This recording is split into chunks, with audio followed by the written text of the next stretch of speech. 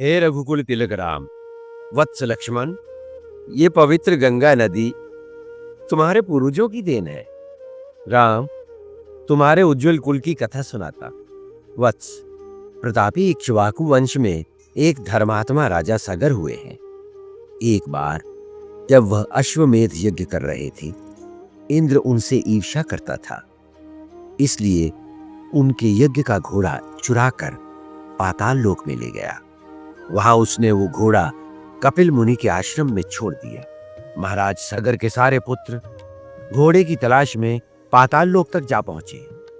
उन्होंने कपिल के आश्रम में घोड़े को देखकर महात्मा कपिल का अपमान किया। उनके दुर्व्यवहार से कुपित होकर महर्षि कपिल ने सगर के पुत्रों को शाप देकर भस्म कर दिया। फिर उनका उद्धार करने के लिए गंगा को स्वर्ग से धरती पर लाना आवश्यक हो गया, परंतु ये काम बहुत कठिन था। महाराज सगर, उनके बाद महाराज अंशुमान, उनके पुत्र महाराज दिलीप ये काम न कर सके। फिर दिलीप के पुत्र महाराज भगीरथ ने यह निश्चय किया कि वो गंगा जी को धरती पर लाकर अपने पितरों का उद्धार करेंगे। उन्होंने गंगा जी को धरती पर लाने के लिए घोर तपस्या की।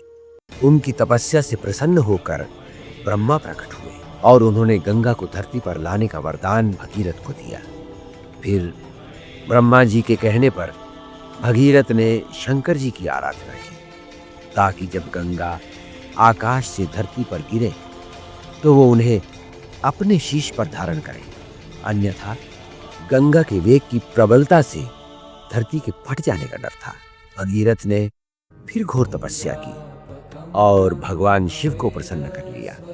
उन्होंने भगीरथ को वचन दिया कि वो गंगा जी को अपने शीश पर धारण कर लेंगे। फिर ब्रह्मा जी के आदेश से गंगा जी आकाश मार्ग से धरती पर बड़े वेग से आई। भगवान शिव ने उन्हें अपनी जटाओं में समेट लिया और फिर धरती पर बहने दिया, जिससे भगीरथ का मनोरथ सफल हुआ और धरती से लेकर पाताल तक सबका कल्याण हुआ।